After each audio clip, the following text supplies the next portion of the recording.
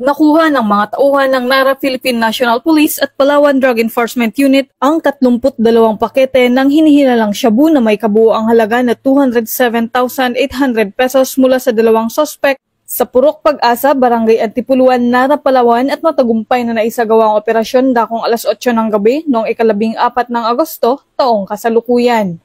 Ang dalawang nadakip ay kinilalang sina alias Ben, isang 43 taong gulang na magsasaka mula sa Bataraza, Palawan, at si alias Freddy, 29 na taong gulang na residente ng NARA, Palawan. Ayon sa hepe ng NARA Police Station na si Police Major Third Starkey Timbangkaya, ang nahuling si alias Ben ay di umano'y kilalang tulak ng droga sa mga bayan ng Rizal, Quezon, Brooks Point, Española at NARA sa Palawan.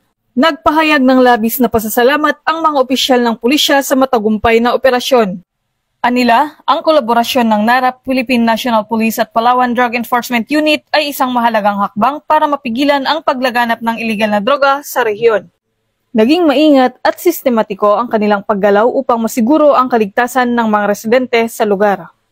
Dahil sa pagkakaaresto sa dalawang sospek, naniniwala ang mga otoridad na mababawasan ang banta ng iligal na droga sa mga bayan na kanilang sinusuplayan. Ayon kay Police Major Timbangkaya, ang kanilang pagkakakulong ay isang hakbang tungo sa mas malinis at ligtas na komunidad para sa mga mamamayan ng Palawan. Ang mga sospek ay kasalukuyang manaharap sa kasong paglabag sa Republic Act 9165 o ang Comprehensive Dangerous Drugs Act of 2002. Pinangako ng mga pulis na magpapatuloy ang kanilang walang humpay na kampanya laban sa iligal na droga at tiniyak na ipaglalaban ang kaligtasan at kapakanan ng bawat Palawenyo dahil sa bagong Pilipinas, ang gusto ng pulis, ligtas ka.